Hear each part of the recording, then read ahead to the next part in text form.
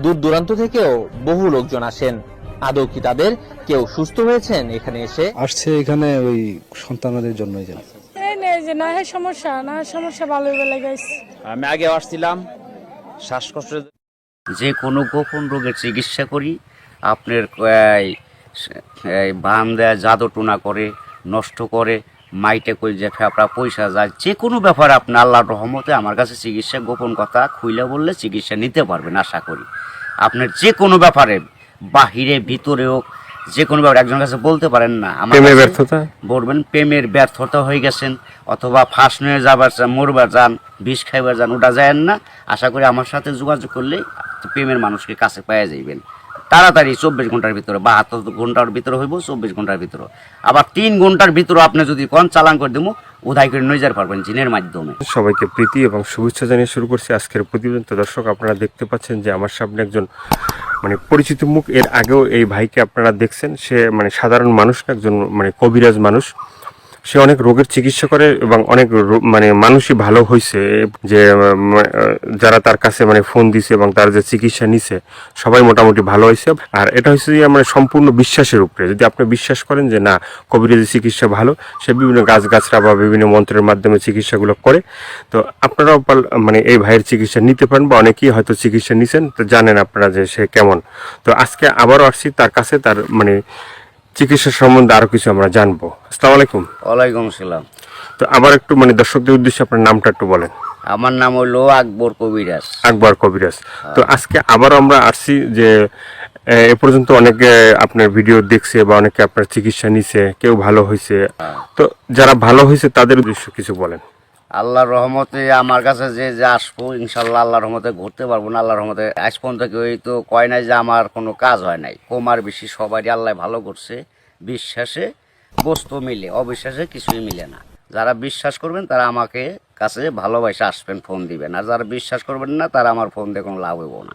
এগুলো করার জন্য খরচটা কিভাবে একটু বলবেন? খরচ আছে, মনে করেন আপনার 20,000 উপরে, 30,000 উপরে, 40,000 উপরে কাজ বুঝে হলো পয়সা।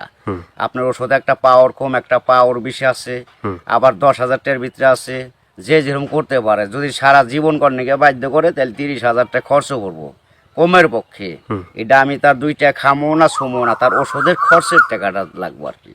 তারপরে যদি টাকা অত না থাকে, ধরেন কিছু বাকি থুয়ে আনা যাবো, কি অর্ধেক দিল, কি আমার কাছে নাই, অর্ধেক পরে দিলাম, তাও চলবো। এটা তার মনের ব্যাপার।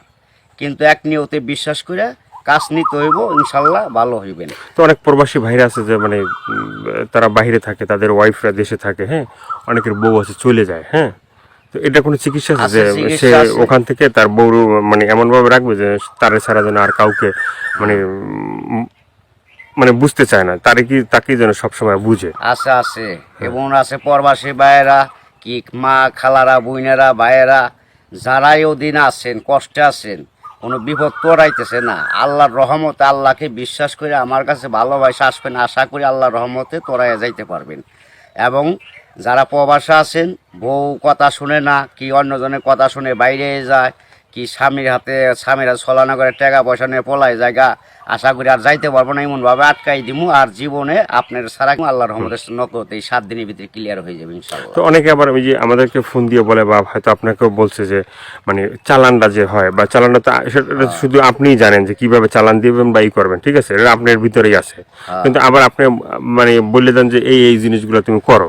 যে কোনো সমস্যা আল্লাহর রহমতে যদি ইমান বিশ্বাস থাকে, যারা নামাজ পড়েন 5 ওয়াক্ত পাঞ্জেগানা, তারা আল্লাহ নবীকে বিশ্বাস করে আমাকে দয়া করে ফোন দিবেন, চিকিৎসা নিবেন। না, এই যে আমরা যে আপনার কাছে আসছি, হ্যাঁ, এই যে কিছুদিন আগে আমাদের দেশেরই এক লোক আপনার চিকিৎসা নিয়েছে। চিকিৎসা নেওয়ার পরে বলছে যে হে, চিকিৎসা করে আকবর কবিরাজ, খুব ভালো চিকিৎসা করে। সে বলার পরে উনি আবার আমাদের বললো যে ভাই, আপনার যে তার কথাগুলো একটু তুলে ধরেন, তাহলে হয়তো বিভিন্ন মানুষ উপকৃত হবে। তো সে বলছে যে না, ভালো চিকিৎসা পাইছে। তো এই ধরনের আপনার আছে কেউ ভালো ভালো চিকিৎসা পাইছে? এর আগে তো ভিডিও ছাড়ছে।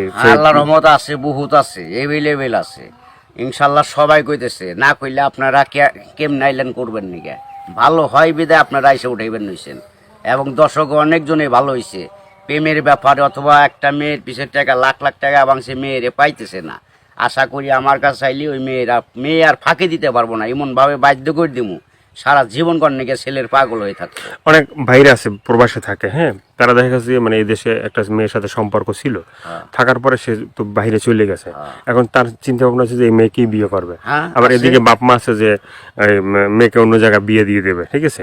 তো সেই মেয়েকে যে সে আসা পর্যন্ত থাকে বা থাকবে, হইব না বাকি জীবনে এমন কাম করে দেবো, মেয়ে জীবন আর ওই ছেলের ছাড়া বিয়ে হইতে পারবো না, কামই হইব না মেয়ের।